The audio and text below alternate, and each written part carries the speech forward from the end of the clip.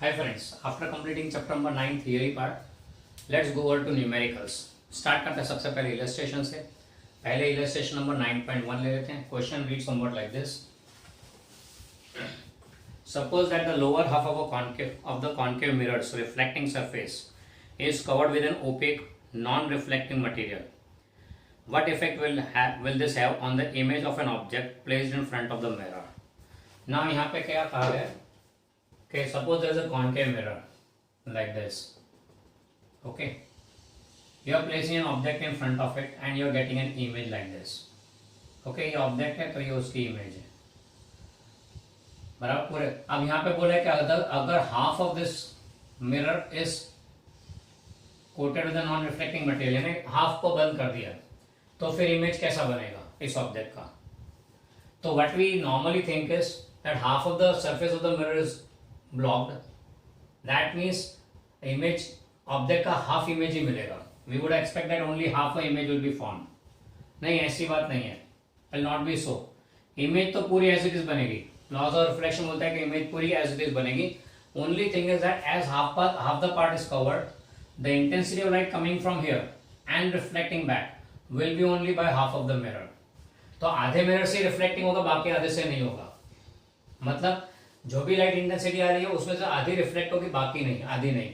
यानी इमेज का इंटेंसिटी कम होगा, image will not B halved. Image थोड़ा आपको डिम मिलेगा, यहाँ पे नॉट ब्राइट, थोड़ा डिम मिलेगा, पर मिलेगा तो complete. Same to same thing can apply for lens also. ये लेंस का बहुत पॉपुलर क्वेश्चन है. सपोज लेंस के आगे ऑब्जेक्ट यहाँ रखा हुआ है एंड उसकी इमेज यहाँ बने. फिर क्या बोलते हैं कि आधे लेंस को कवर कर दिया, आधे लेंस को कवर कर दिया, यानी only half of that is remaining. तो इमेज का क्या होगा? तो बोले आधा हो जाएगा. नहीं, it's not so. Same thing will happen here also. The image will be available, but as the intensity pass by the lens will be half. Now entire surface covered, आधा हाफ द सरफेस कवर्ड, तो only half the part will allow the intensity to pass. इसलिए image की intensity कम हो जाएगी, यानी image will B dim, not half. Image की size आधी नहीं होगी, इमेज की इंटेंसिटी कम हो जाएगी, लो इंटेंसिटी हो जाएगी, यानी डिम हो जाएगा इमेज. Clear about this? तो ये हो गया 9.1. फिर 9.2 साइड बाय साइड ले लेते हैं. क्वेश्चन कर लेते हैं 9.2. 9.2 में दिया हुआ है एक कॉनकेव मिरर है, उसके सामने एक मोबाइल रखा हुआ है. ये कॉनकेव मिरर है, ये उसकी एक्सिस, ये फोकल पॉइंट और ये सेंटर ऑफ कर्वेचर. एक ऑब्जेक्ट रखा हुआ है यहाँ पे, ऐसा मोबाइल रखा हुआ है. आपने क्या करते हैं, इसको एक ऑब्जेक्ट समझते हैं. Rectangular object is placed here. Let's say A B, sorry let's say P Q R S, P Q R S. ये ऑब्जेक्ट रखा है सी पे, सेंटर ऑफ कर्वेचर पे. ओके, अब इसका इमेज यहाँ पे जो मिलेगा वो कैसा होगा? तो यूं कहा गया, क्वेश्चन में बोला हुआ है कि a mobile phone lies along the principal axis of a concave mirror as shown in figure. Show by suitable diagram the formation of its image. Explain why the magnification is not uniform. Will the distortion of image depend on the location of the phone with respect to the mirror? Yes, obviously distortion will depend on the. पहली बात तो distorted क्यों होगा, D shape क्यों होगा, वो देख लेते. अब देखो, ये जो ऑब्जेक्ट है PQRS, द मोबाइल फोन, इसका जो एंड PS है वो C पे है. PS end is at C, location C पे है, तो उसका इमेज कहाँ बनेगा? तो image will be also formed at C. Object का सी पे होता है, इमेज भी सी पे बनेगा. तो पीएस का इमेज यहाँ पे सी पे ही बनेगा end of the same size,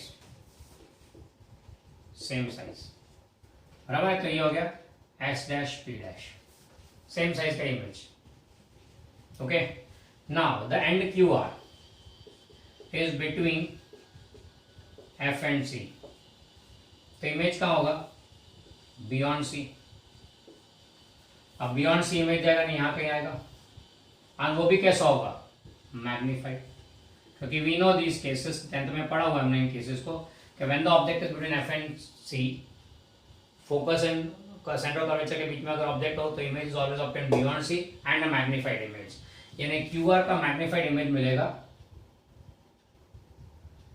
Q dash R dash.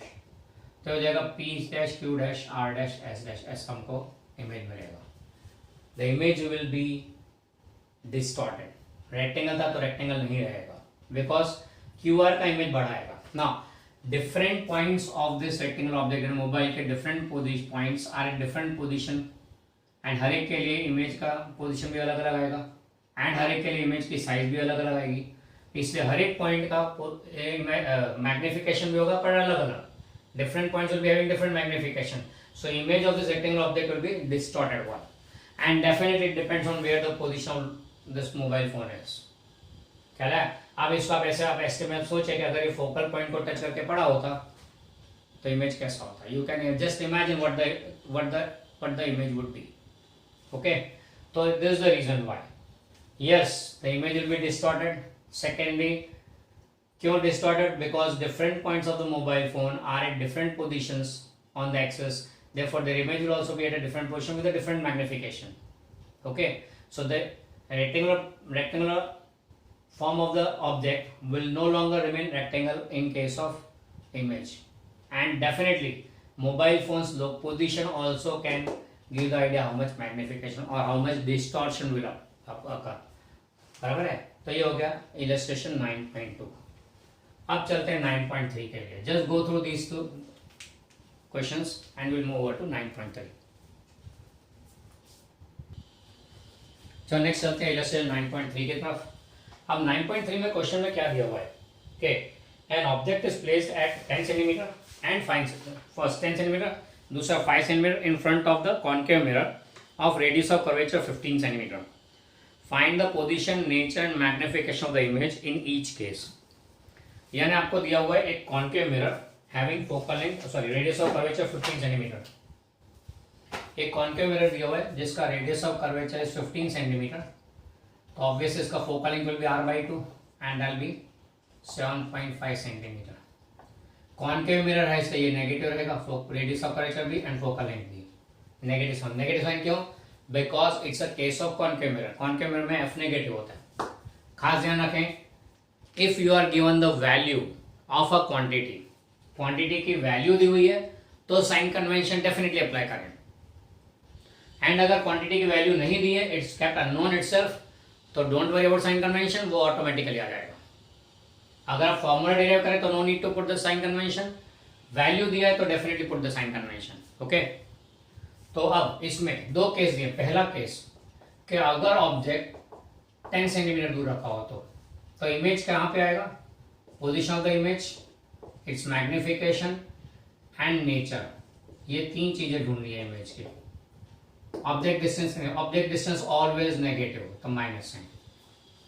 Okay, चलो शुरू करते हैं. For concave mirror we know that 1/u + 1/v = 1/f. ये फॉर्मूला हमें मालूम है.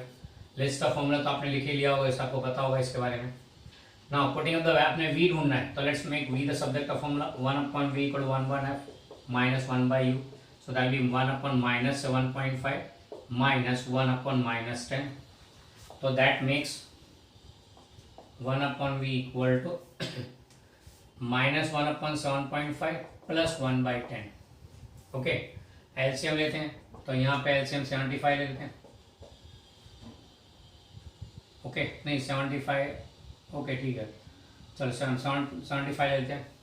तो -10 plus 7.5 and that makes -2.5 upon 7.5 sorry. So that will be -1/30 and v will be equal to -30 centimetre. यानी इमेज का पोजीशन क्या मिला? -30 सेंटीमीटर. नाउ सिचुएशन क्या है? ये कॉन्केव मिरर, ये इससे बता रहा हूँ जस्ट कि अपने को समझ में क्या हो रहा है. ये पोल इसका, focal point, centre of curvature. Focal point का डिस्टेंस 7.5 सेंटीमीटर है. ऑब्जेक्ट 10 सेंटीमीटर पे यहाँ पे कहीं पे, तो it is between F and C. तो image will be obviously beyond C. C कितना है? 15 है एंड ये 30 मिला हमको एंड नेगेटिव, यानी सेम साइड पे हो गया. यहाँ से ऑब्जेक्ट इंसिडेंट रे यूँ जा रही है तो ये डायरेक्शन पॉजिटिव, ये डायरेक्शन नेगेटिव. वी नेगेटिव है मतलब on the front of the mirror, mirror के फ्रंट साइड पे. As v is negative, therefore on same side, therefore image on same side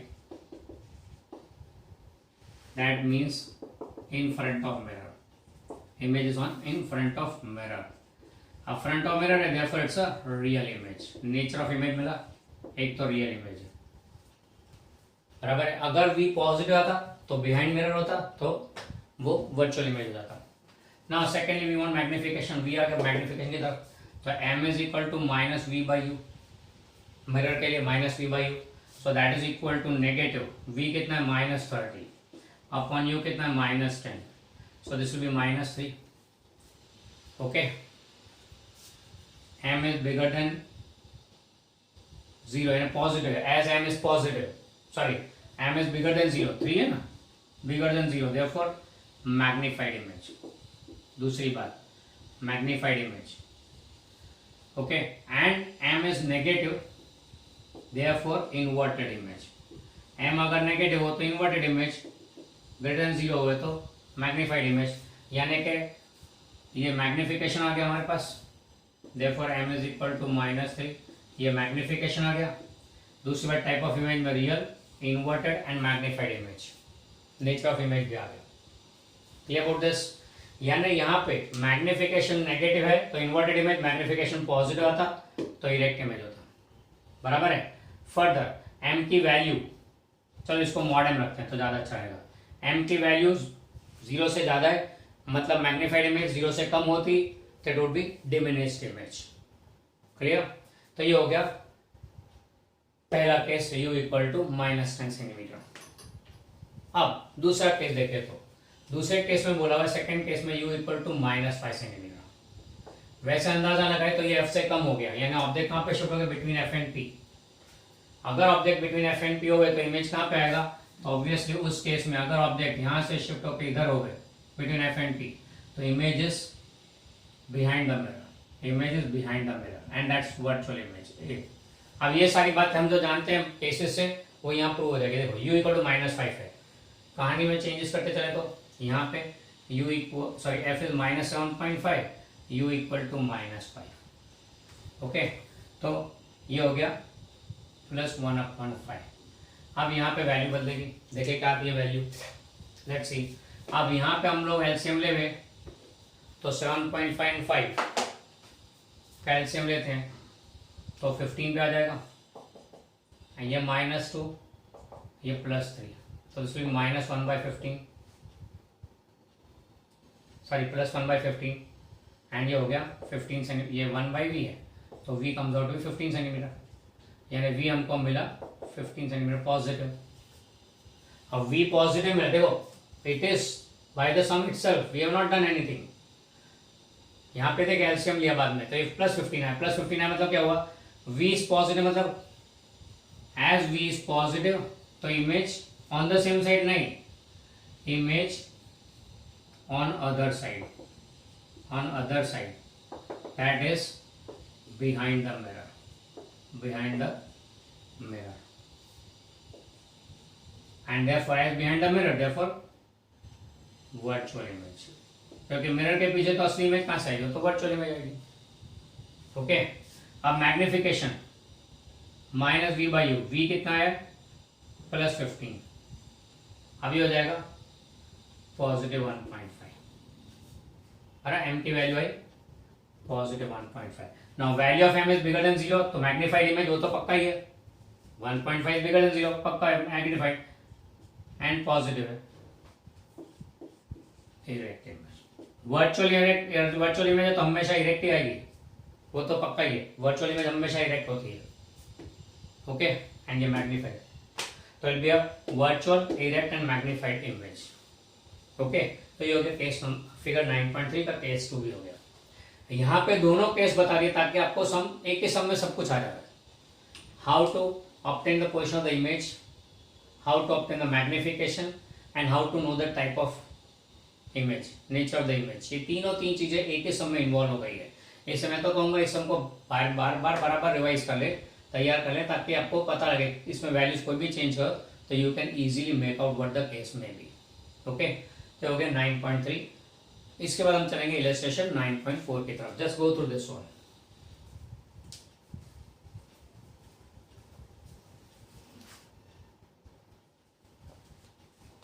friends let's go for next illustration, that is 9.4.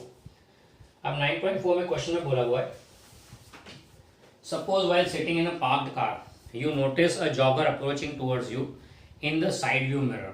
अब rear view mirror है जो side में, वो obvious एक convex mirror होता है, उसका रेडियस ऑफ कर्वेचर 2 मीटर दिया हुआ है, एंड आप उसमें कार में बैठे बैठे आप उस रियर व्यू मिरर में देख रहे हैं, रियर व्यू मिरर में के एक जॉगर पीछे दौड़ते दौड़ते आ रहा है. जॉगर की स्पीड 5 मीटर पर सेकेंड है, जॉगर की स्पीड, ऑब्जेक्ट की स्पीड 5 मीटर पर सेकेंड है. तो how fast the image of the jogger appear to move when the jogger is 39 metre, 29 metre, 19 metre and 9 metre away from us. हमसे 39 metre दूर हो गए, तब अगर वो 5 मीटर पर सेकेंड की स्पीड से आ रहा हो तो हमें इमेज क्या दिखेगी, इमेज की स्पीड कितनी मिलेगी वो फाइंड करना है. बराबर है. तो उसके लिए चलते हैं आगे. तो what you are given is rear view mirror means it's a convex mirror, उसका रेडियस ऑफ कर्वेचर 2 मीटर दिया, इसलिए फोकल लेंथ 1 मीटर हो गई. ओके, कॉन्वेक्स मिरर है इससे पॉजिटिव. मिरर कॉन्वेक्स, मिरर या लेंस कॉन्वेक्स होगा, मिरर या लेंस जो भी हो कॉन्वेक्स है तो focal length and radius of curvature positive. Lens या मिरर कॉन्केव है तो दोनों नेगेटिव. यहाँ पे कॉन्वेक्स जैसे दोनों पॉजिटिव. चलो पहला केस लेते हैं. अच्छा जब एक जनरल फॉर्म लेते हैं, for mirror we have 1/u plus 1/v is equal to 1/f. So therefore चलो हम लोग v का फॉर्मूला बनाते हैं इमेज की पोजीशन का. तो 1/v is equal to 1/f minus 1/u. तो that is u minus f upon f into u. तो therefore v will be equal to f into u upon u minus f. ये formula बन गया v का. ये हम कहीं पे भी यूज कर सकते हैं. फिर पहला केस लेते हैं, when u is equal to 39 metre, jogger is at a distance, when jogger at distance 39 metre. तो स्टार्टिंग पोजीशन इसका फाइंड करते हैं. v dash will be equal to f into U, sorry f into U upon U minus f. That is f कितना है, f कितना है यहाँ पे 1 इंटू यू. यू क्या लेंगे इस केस में माइनस 39 मीटर. ओके, तो into negative 39 upon U minus 39 minus 1. So this will be 39 upon 40. ये पोजीशन हो गया इमेज का when jogger at 39 metre distance. Now as speed of jogger is 5 metre per second. In 1 second he covers 5 meter distance. That means after 1 second u will be equal to 5 metre नजदीक है ना, तो 34 metre. बराबर 5 metre नजदीक है तो speed distance कितना होगा 39 का, मतलब 34 मीटर होगा.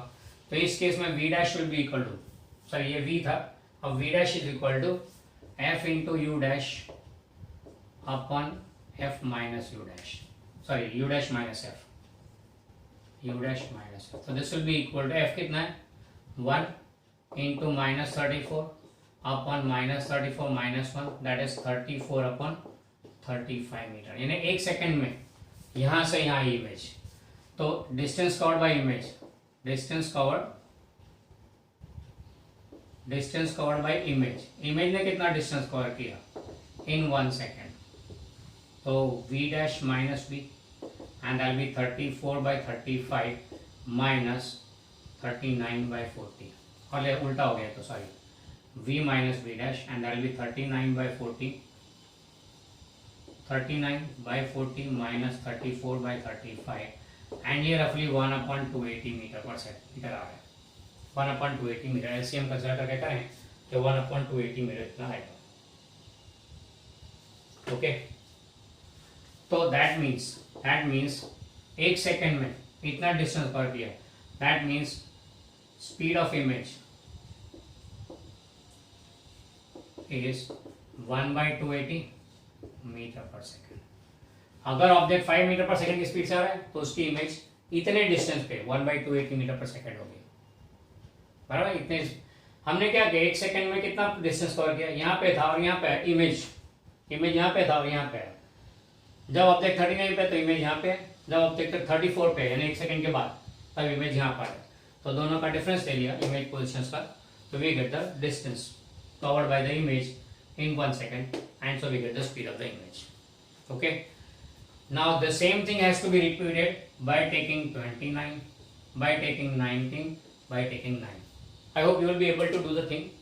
Again the same repetitive calculation है, मैंने नोट्स में दिया हुआ है इसको, हर एक वैल्यू के लिए दिया हुआ है मैंने, आपके लिए बड़ी बात नहीं, यहाँ पे खाली 29 लेना है, 29 लेना है, यहाँ पे 24 फिर आ जाएगा आपके पास आंसर, फिर यहाँ 19 लेना है, यहाँ 19, फिर यहाँ 14 एंड सिंप्लीफाई कर दो.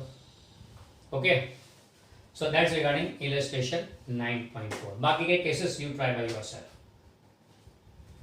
इसके बाद चलेंगे हम लोग इलस्ट्रेशन 9.5 की तरफ.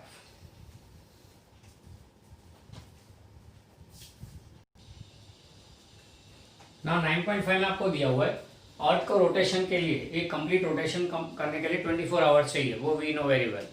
तो 1 डिग्री रोटेशन कितने टाइम में करेगा वो फाइंड करना है. तो देखो यहाँ पे कि 24 आवर्स में 1 राउंड 1 रोटेशन मतलब 360 डिग्री, तो 360 डिग्री कवर करता है 24 आवर्स, यानी कि 24 इंटू 60 मिनट्स में. तो 1 डिग्री कितने मिनट में करेगा, कितने टाइम में करेगा, तो time T will be 24 into 60, sorry 24 into 60 upon 360, this comes out to 4 minute. यानी 1 डिग्री टर्न करने के लिए अर्थ को 1 डिग्री टर्न करने के लिए 4 मिनट्स चाहिए. बराबर है. अब इसकी जरूरत कहाँ थी, तो याद होगा हमने टॉपिक लिया था कि sunset and sunrise. Sunrise is seen 2 minutes before actual sunrise and sunset is seen after, sorry 2 minutes even after sunset. Sunset होने के बाद भी 2 मिनट तक अपने को दिखता है सन, एक्चुअल सनसेट होने के बाद. एक्चुअल सनराइज होने से 2 मिनट पहले हमको मिलता है. क्यों? क्योंकि due to refraction we find that the light ray bends and we are able to see earlier sunrise and late sunset. बराबर है. पर कितना रिफ्रैक्शन होता है, रिफ्रैक्शन का कारण अराउंड 0.5 डिग्री जितना बेंड होता है. अब 1 डिग्री यानी 4 मिनट्स, तो 0.5 डिग्री यानी 2 मिनट्स. इसलिए एक्चुअल सनराइज से 2 मिनट पहले हमें सन दिखना शुरू हो जाता है. एक्चुअल सनसेट के 2 मिनट बाद तक भी हमको सन दिखता है. ये बिकॉज 0.5 डिग्री जितना चेंज देता है ये रिफ्रैक्शन हमको, इसलिए ये कनेक्शन उसका उधर है. क्लियर? ये हो गया 9.5. फिर चलते हैं 9.6 की तरफ.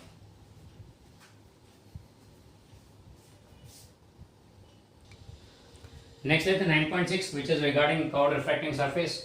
क्वेश्चन में ऐसा बोला है, light from point source in air falls on a spherical glass surface, refractive index 1.5, radius of curvature 20 cm.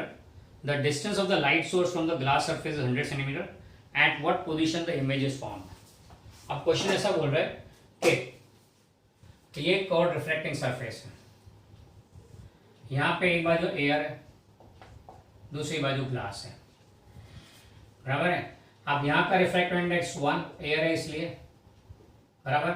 And object is placed here, ये ऑब्जेक्ट है, तो ऑब्जेक्ट डिस्टेंस 100 सेंटीमीटर दिया हुआ है. ऑब्वियस ऑब्जेक्ट डिस्टेंस हमेशा नेगेटिव लेंगे. Glass दूसरी तरफ है, n2 is equal to 1.5. Radius of curvature यहां दिया हुआ है r, तो r is given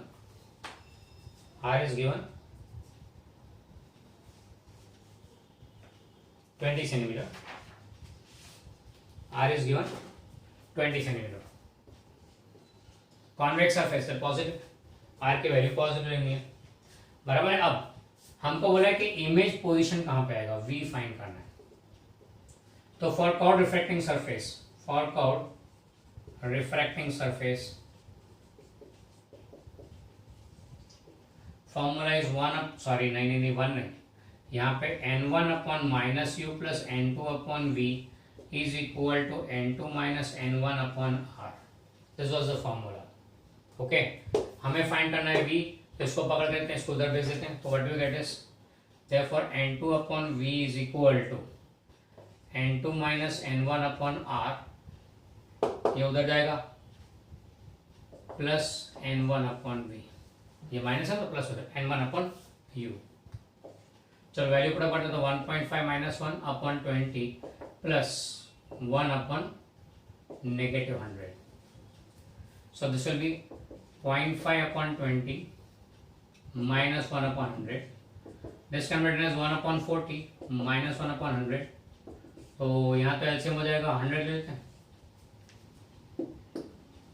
okay 100 LCM लेते हैं तो ये क्या हो जाएगा 2.5 minus 1 and that will be 1.5/100.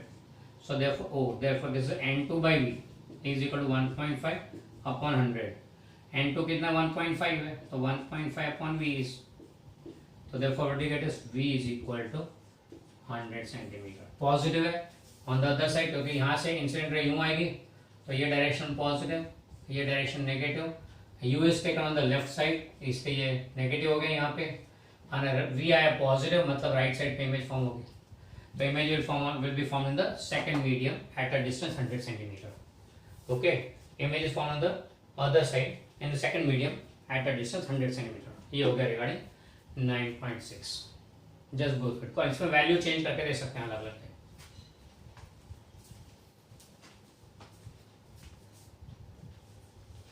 अब 9.7 में एक डेली लाइफ इंसिडेंस दिया हुआ है. उसमें बोला हुआ है a magician during a show makes a glass lens with 1.47 disappear in a trough of liquid. Trough of liquid मतलब क्या हुआ एक vessel of liquid. उसके अंदर उसने लेंस को रखा और गायब हो गया लेंस का रिफ्रैक्टिव इंडेक्स 1.57 है ग्लास का एंड लिक्विड के अंदर रखा तो गायब हो गया. तो बोले लिक्विड का रिफ्रैक्टिव इंडेक्स कितना होगा. Could the liquid be water. हाँ सी ग्लास लेंस जो है lens is made of glass जिसका रिफ्रैक्टिव इंडेक्स 1.47 है. Now for lens to disappear in liquid, तो लेंस का जो रिफ्रैक्टिव इंडेक्स है वो सराउंडिंग के रिफ्रैक्टिव इंडेक्स जितना होना जरूरी है. n2 should be equal to n1. ये n2 हो गया लेंस का तो सराउंडिंग का n1 जितना ही होना चाहिए. लिक्विड का रिफ्रैक्टिव इंडेक्स n1 है तो दोनों का रिफ्रैक्टिव इंडेक्स सेम होगा तो the object will not B observe. याद रखें for the object to disappear in a liquid or in any substance what we require कि दोनों का रिफ्रैक्टिव इंडेक्स सेम हो तो वो डिसअपियर हो जाता है. राइट तो यहाँ पे क्या हुआ therefore n1 will be equal to 1.47. Now पूछा है कि क्या ये वाटर होगा. नहीं. क्यों. as water has refractive index 1.33 therefore this liquid cannot be water. This liquid cannot be water. Water का रिफ्रैक्टिव इंडेक्स 1.33 है पर ये तो 1.47 है इसलिए कैनॉट बी वाटर नहीं हो सकता. अरे इट कैनॉट बी वाटर. तो फिर क्या होगा. एक जजमेंट ऐसा है कि ये रिफ्रैक्टिव इंडेक्स ग्लिसरीन का होता है इसके आसपास में ही होता है तो इट कुड बी ग्लिसरीन का रिफ्रैक्टिव इंडेक्स इतना होता है तो इट कुड बी ग्लिसरीन ऐसा बोल सकते हैं. इस केस में अगर देखें तो एक एक्स्ट्रा इसमें दिया हुआ है कि फोकल लेंथ के बारे में बात करें तो इस केस में फोकल लेंथ क्या होगा. तो लेंस मेकर फॉर्मूला बोलता है 1/f is n2 minus n1/n1 into 1/r1 minus 1/r2. ये लेंस मेकर फॉर्मूला बोलता है. नाउ इफ या फिर चलो ये कंडीशन लेते हैं when n2 becomes equal to n1 1/f will be equal to 0 तो therefore f will tend to infinity. यानी f की वैल्यू इन्फिनिट हो जाएगी. अब फोकल लेंथ इन्फिनिटी मतलब क्या हुआ. therefore plane refracting surface plane refracting क्योंकि फोकल लेंथ इन्फिनिटी मतलब प्लेन सरफेस हो गया. वैसे हम लोग प्लेन मिरर को क्या बोलते हैं a curve mirror of focal length infinity. Plane mirror को बोलते हैं curve mirror of focal length infinity. तो यहाँ पे प्लेन रिफ्रैक्टिंग सरफेस हो गया. That means it is a glass lens.